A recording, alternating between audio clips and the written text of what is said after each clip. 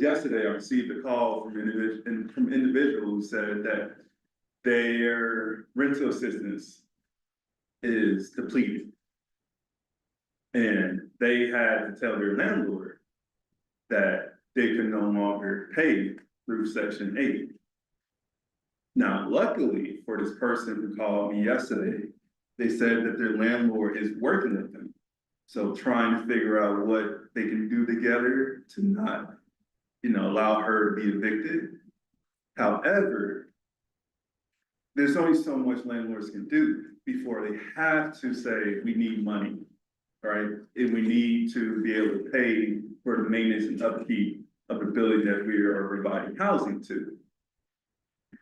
So she asked me what to do, who to go to,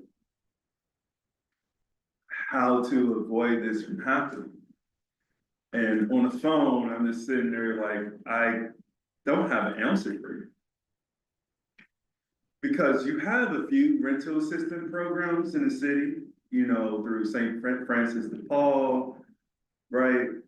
And organizations who are doing rent assistance, like the city as well. But a lot of that funding's gone. A lot of funding that's available, what once available, is gone. And I've actually talked to folks who have said the same thing she said, but have said because they don't have funding, they have been evicted. And it makes me really sad, to say the very least. As a worker at the Homeless Coalition, there's only so much I can do. My job is to organize. But when people come to me with financial help, seeking financial help, I can't really guide them to places anymore because there's just no funding available, right? So I say that to say is that it's all connected. What's happening federally is connected to what's happening locally. It's even related to what's happening statewide. We've seen that our state representatives has introduced language that would change the way the Ohio Housing Trust Fund receives funding and distributes funding to different counties across the state of Ohio. As of right now, the way the trust fund is funded is through recorder fees. And recorder fees are essentially distributed to counties to match the developments that are there that are for affordable housing and to help with emergency shelters and get people into shelters. The way the language is set up,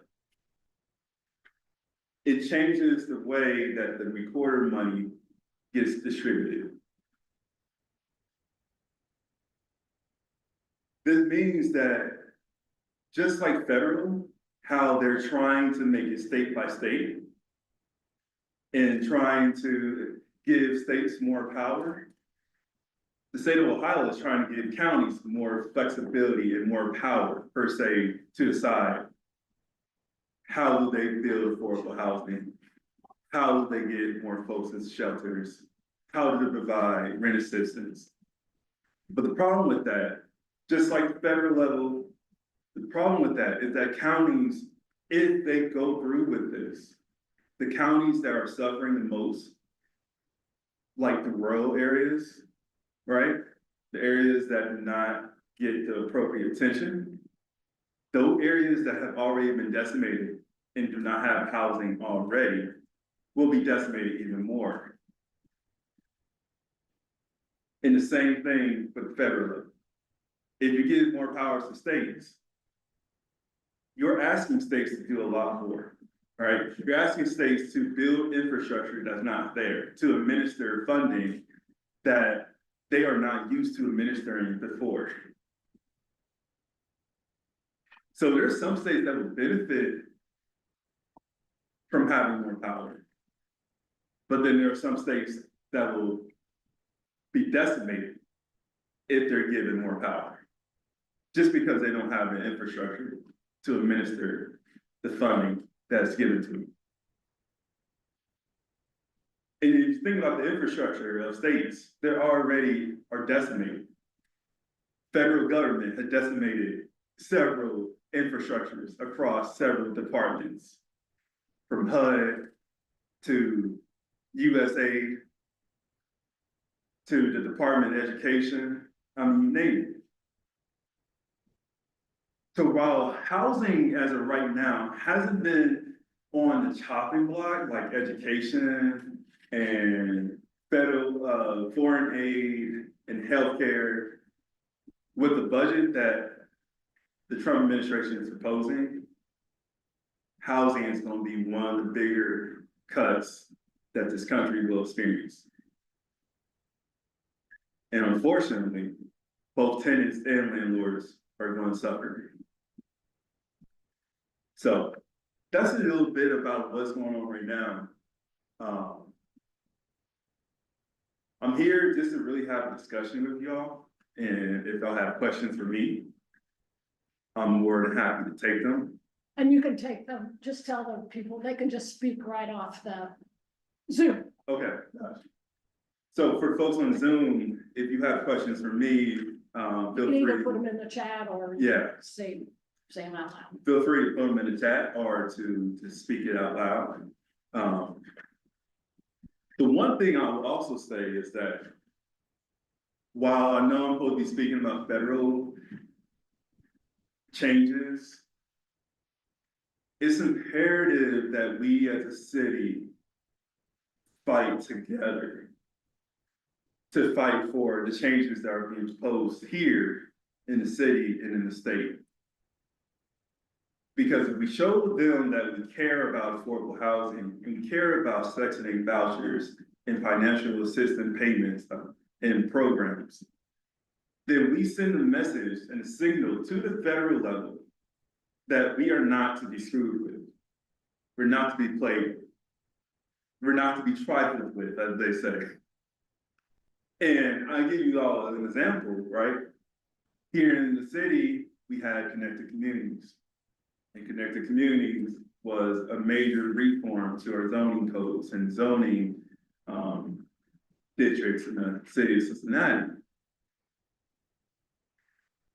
Me and Josh, we spent several hours talking to our council members about connected communities. And I never forget just how much time it took to explain to these council members why this could be dangerous. Why connected communities, while it is needed, while zoning changes are needed, it can cause several problems within several communities within Cincinnati.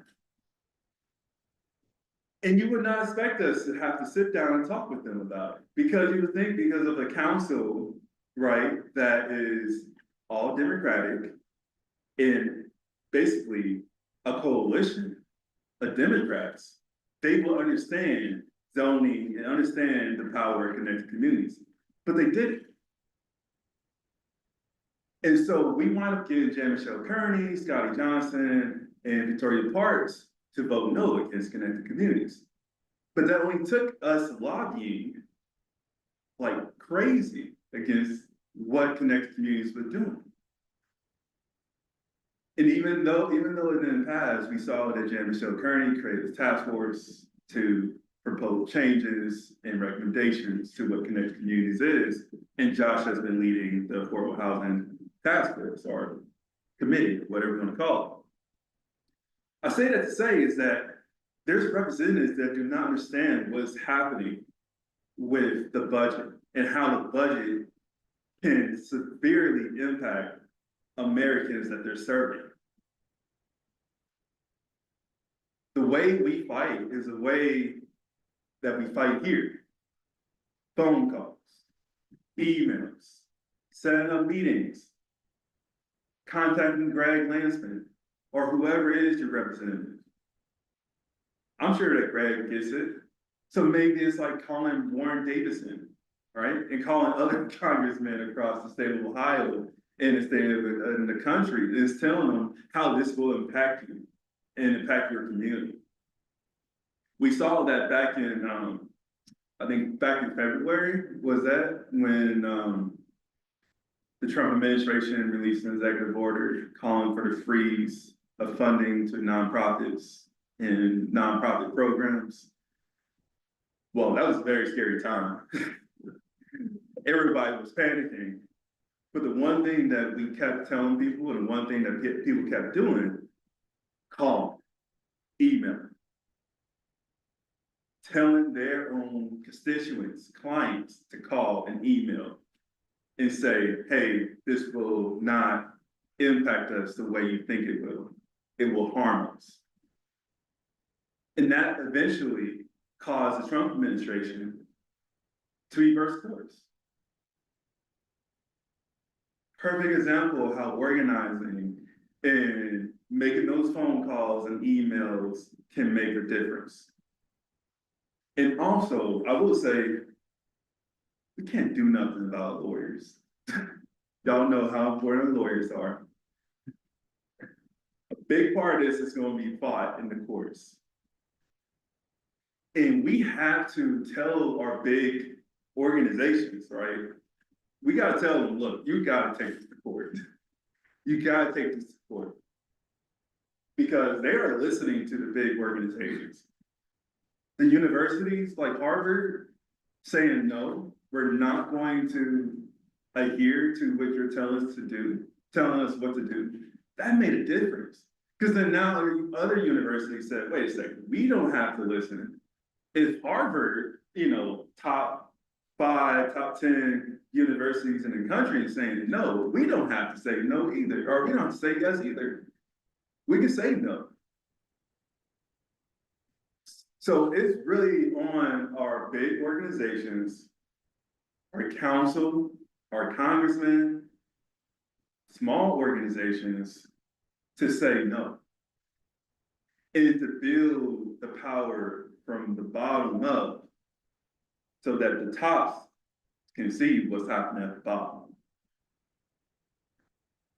They don't see what's happening at the bottom, they won't care.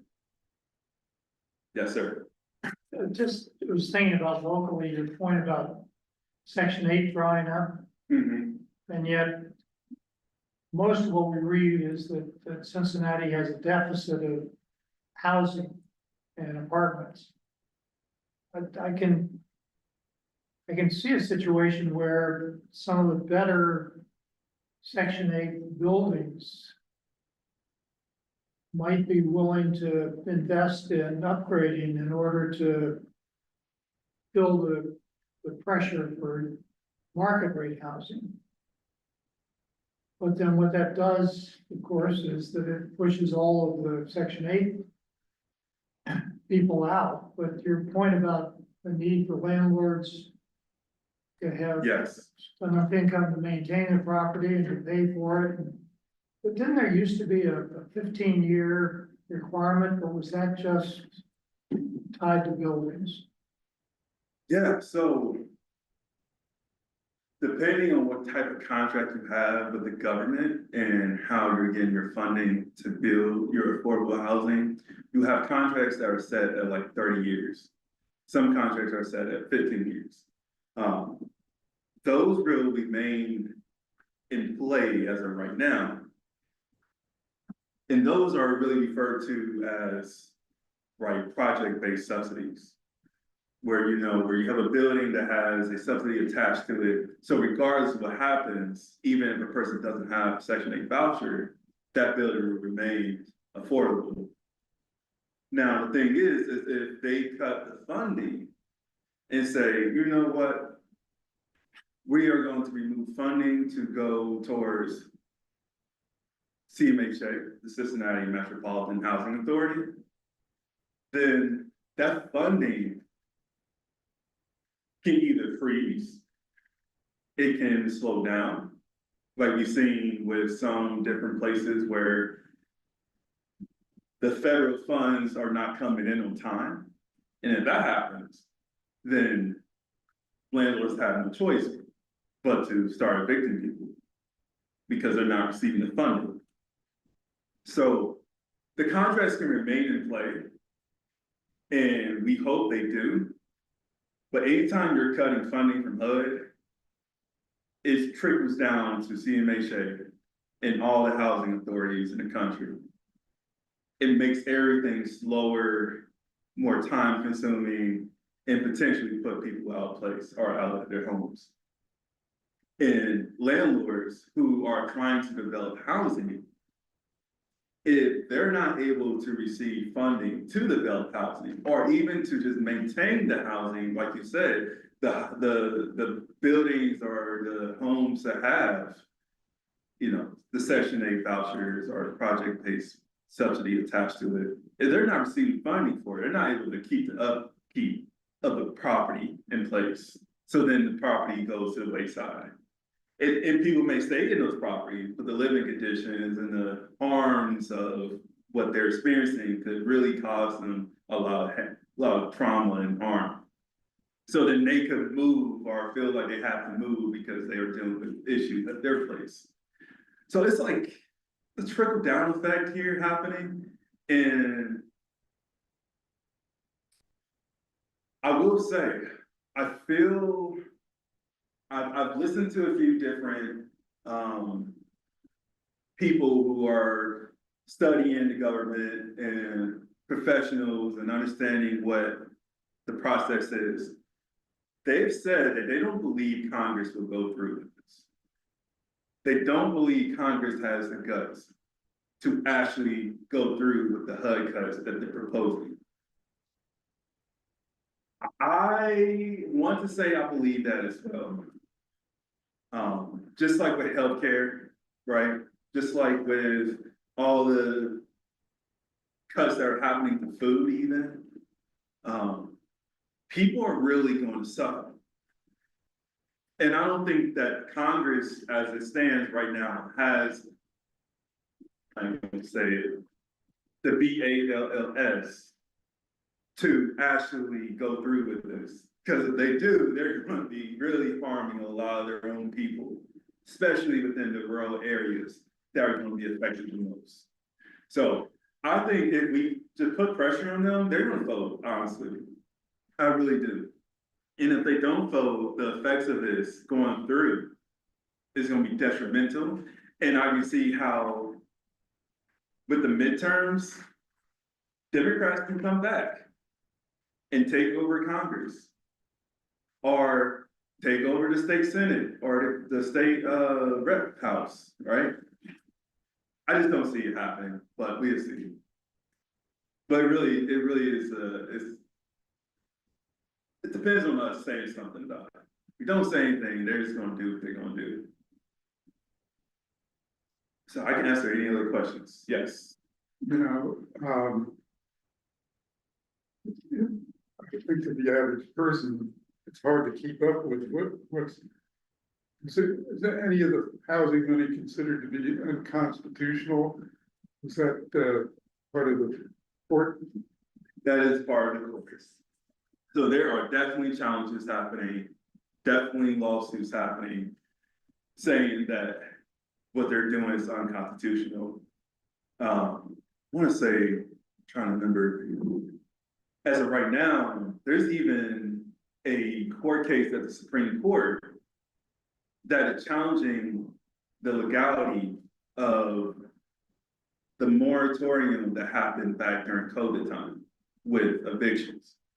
So if y'all remember, during COVID, the government basically put a moratorium on evictions and said that you cannot evict anybody for lack of payment. Well, as of right now, there's a court case happening at the Supreme Court to challenge that and say that was unconstitutional to do such a thing. Could that go through with our Supreme Court? It could go through, right? They could definitely challenge that and win and say it was unconstitutional. Because we've seen our Supreme Court also, just like our Congress and Senate, very Republican and very conservative. So that could go through. And that can make it hard in the future for tenants to receive protections. It can make it hard for rent control to exist, for just cause eviction causes to exist. It can make it hard for tenants to organize. It can make it hard for tenants to challenge them in court, challenge evictions in court. It can make it hard for tenants to receive better protections, which we're fighting for right now, because tenants really don't have many protections. So there's a lot happening at the Supreme Court, and there's a lot of different parties saying that this is unconstitutional and this is illegal and should not happen. But it just depends on what court you're fighting in, right? We've seen Supreme Court or the Trump administration lose in the federal courts. In the federal courts say, wait a second, you're not allowed to get the name of the act. You're not allowed to illegally deport people without due process. We've seen that happen in the federal courts, but it's a whole different ballgame with the Supreme Court. And we have to hold and challenge the Supreme Court to uphold the Constitution, something that the Trump administration don't even know if they can uphold it in the first place. I still can't believe that. I know you've seen that interview with Donald Trump, that he said that he doesn't know if he can or should uphold the Constitution. I'm not the biggest Constitution fan, but I'm pretty sure as a president, you're supposed to swear on the Bible and say you're going to uphold the Constitution. So Trump understands what he's doing. He truly understands what he's doing. He's acting dumb and acting like he don't know what he's doing, but he knows what he's doing. But hey, that's why we have these conversations, to talk about what he's doing and how to battle him and how they have to uphold the Constitution.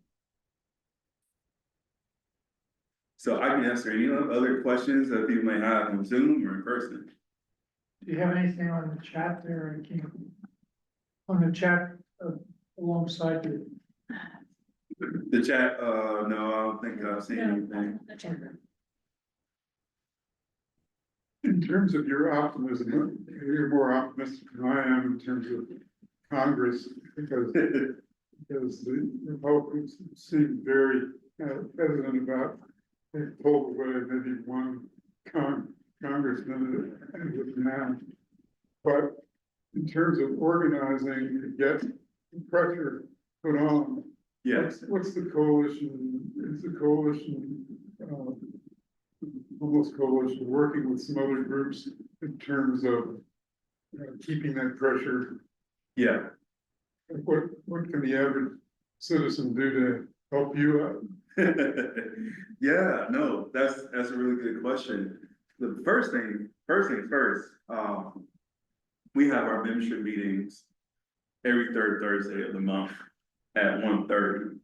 And it is a very, very good opportunity for anyone, whether their organization or individual, to learn what's happening housing wise across the state, city, and the country.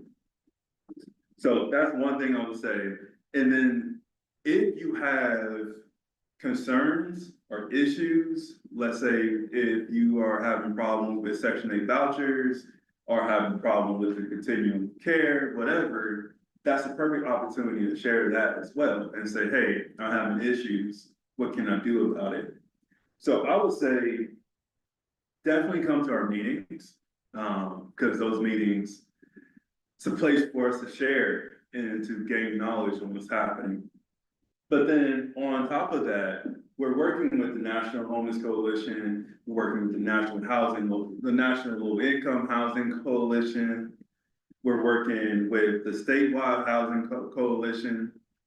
We were just at a conference yesterday in Columbus, talking about organizing and just listening in on different groups across the state and what they're doing and how they're organizing. So that's one way to get involved, is get involved with these national statewide coalitions who are constantly giving out information and also calling, emailing, lobbying, and going to the reps themselves to say this is not good and we need to do something about it. Also, with the coalition, we are actually working with all of our shelters in the city of Cincinnati. Because a lot of the continuing care funds, they were in limbo for a long time. And essentially, these funds are to go to the shelters and go to different service providers to help them pay rent, help them pay for the building, help them pay for upkeep and maintenance and capacity, whatever they need help with. So if you're a service provider or if you're interested, definitely reach out to me, reach out to Josh, get in contact with us, and we can get you in those calls so you can relay that information to all of the people in the city working within the realm of service providers. Because really, I would say, if anything, knowledge is power right now. Don't know what's happening, you're not going to be equipped to win. If you don't know who is doing the harming or doing the, causing the issues, you're not going to win. There's some questions in chat. Can you see them? If a 25% cut to homeless funds go through, how many local house organizations will have to close? Soon as Section 8 and C, HC will be the last to be cut.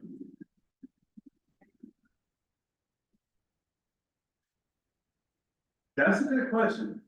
I do not know the answer, but I will say that if it goes through, there will be many organizations at risk. Simply because a lot of organizations rely on the funding that's coming to them from the federal level. Section 8 will be on the hit list. It actually puts Section 8 at risk. I don't know if y'all remember, but last year, CMHA had reported that they were in a shortfall.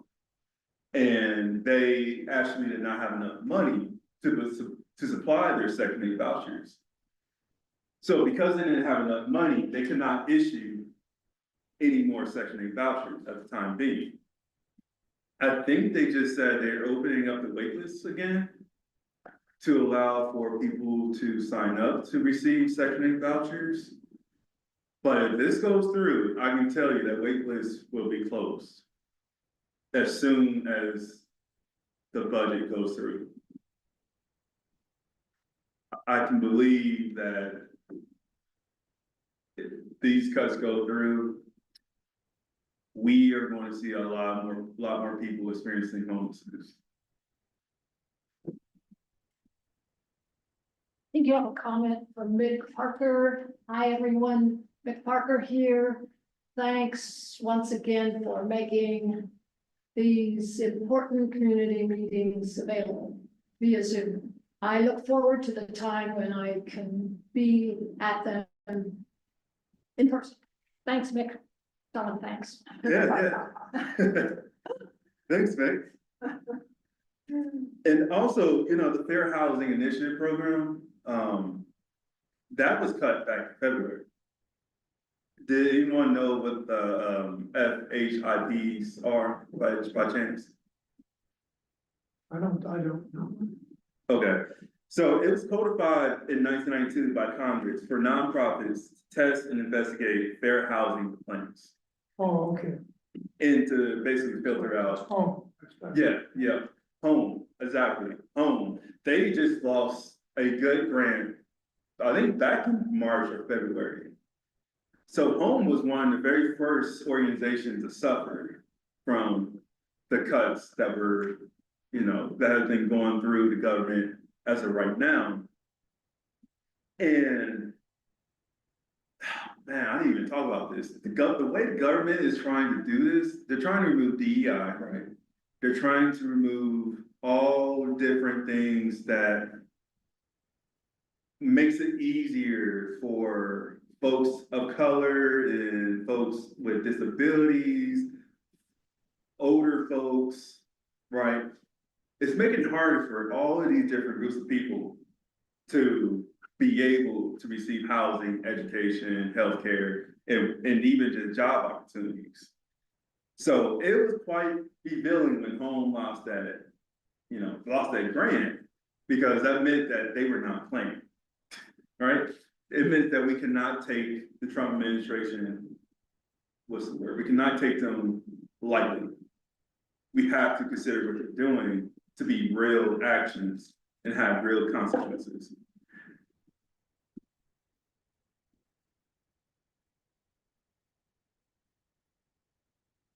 Does the coalition have, like there's been a series of Saturday,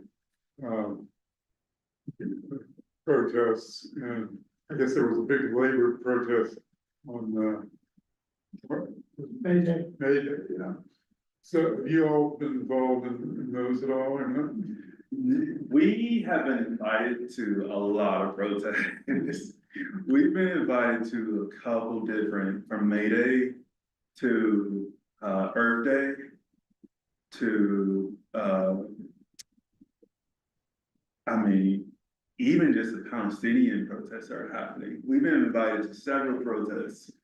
And we're basically picking our spots for protesting. So we went to DC a couple weeks ago, to go to the Capitol and protest in front of Capitol Hill. And with the National Coalition of Housing, they had protests all across the country.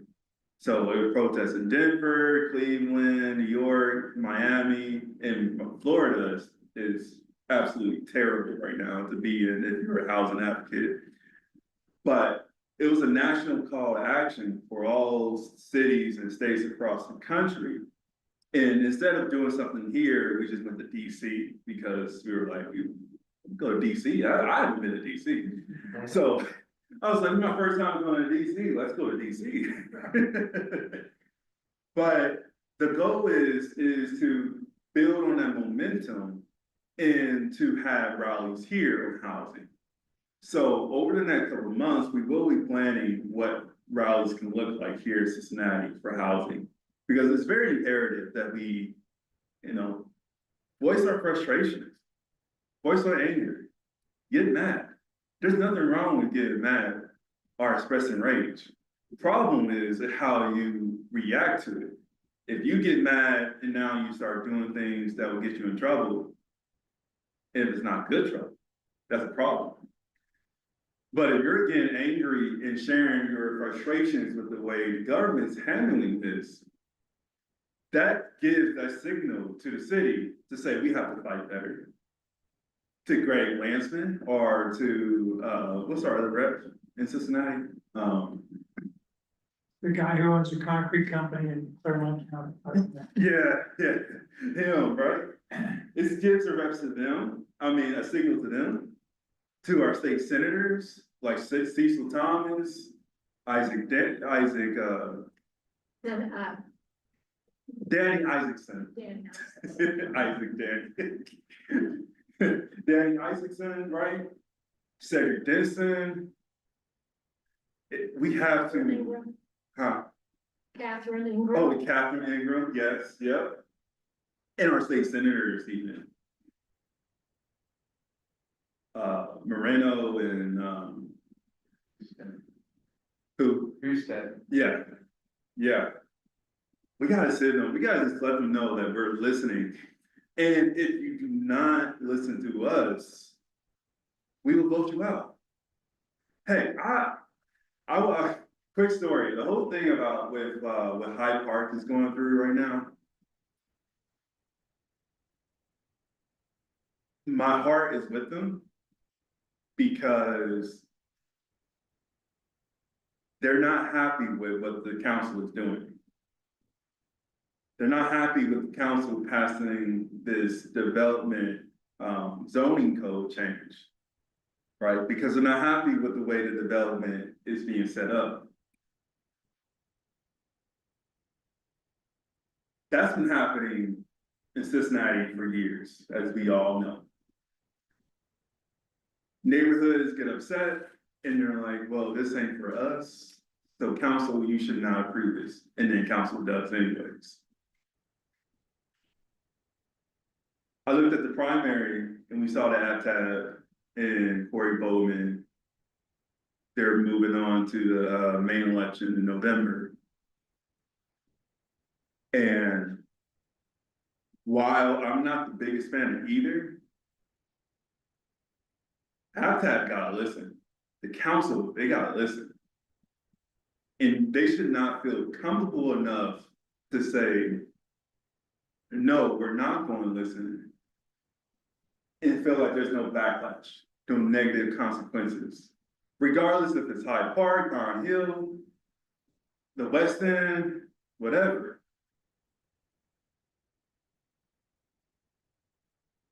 Council and our local representatives, they have to listen.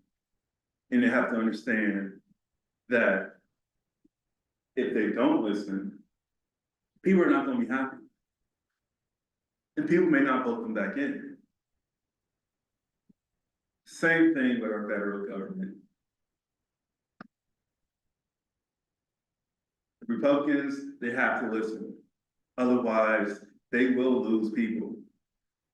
Physically, people may die because of what the cuts are proposing. They are proposing $163 million of the cuts to go into the Pentagon. So they're not even trying to save money, right? Like Doge and Elon Musk have been trying to save for months. They're not trying to save money. They're trying to reinvest that money to go into different places that do not help the average citizen. And when that happens, best believe we, the Homeless Coalition, are going to be on the front lines saying, no, that should not happen. And no, we do not need to vote them back in. And I encourage all of you to do the same thing and tell your friends, your family, your streets, your neighborhood, people you know, and people you love, and people you have that conversation with and say, this is what we're going to do together. Because impact can change, even with one person. But impact can make a difference when it's more than two people coming together and saying no or yes. So that's where we at. And I see another question. Is the Cincinnati Housing Trust flexible enough to offset any shortfalls in federal budget cuts? The short answer is no. And really, a quick question to you all is, do you know about the leverage funds that the Cincinnati Development Fund administers? Okay. So that fund is not a housing trust fund. It's a development fund. So this fund can go into any development that the city sees fit. It can go into parking lots, it can go into affordable housing, but it can also go into regular development for anything else. So it's not a true housing trust fund. Unfortunately, it would not offset any shortfalls in the budget cuts, because the reason why it's not an affordable housing trust fund is because it's not going to where the need is at. It's not restricted to where the need is at. And the need is anything that's below 60% of the AMI. Truthfully, anything below 30% of the AMI. That is your very, very, very low income individuals below 30% of AMI. We have an affordable housing trust fund that is not properly funded. And I know Josh has said this multiple times to you all, and I probably have before when I spoke, but the Affordable Housing Trust Fund that the Homeless Coalition established back in 2018 with the help of David Mann, that is strictly restricted for where the need is at. But as of right now, there's probably less than $2,000 in this trust fund. Now, had that trust fund been properly and sustainably funded, absolutely, it would have helped offset a lot of this. It would have helped with everything from development to the protection of affordable housing in Cincinnati. But because there's no funding in it, there's no pot of money that people can go to.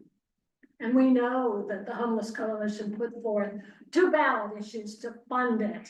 And worked very hard to get those passed, and it would have, if one or the other, would have, I think one would have used the bus fee. Yes. Was, not being used, so unfortunately, I've also heard that those funds, they're there, and developers can take part in them, but I've heard that even if they do take some of that money, they have to pay it back. It's sort of like just borrowing it. Yes. I don't know if Jan Michelle said that, or Yes. one of the speakers, yeah. And so it's like, it's not really, not really usable. Yes, yes, the leverage funds that is being administered has loans in it, which we all know loans, while they can do good in the short term, if you have to be paid them back, they're not beneficial because you gotta return that money back. So, yes, we try to get the government of Cincinnati to put money into it, and they refuse to do so for many, many years because they feel like the leverage funds is enough. They feel like that's enough to offset things, but it's not. It's not.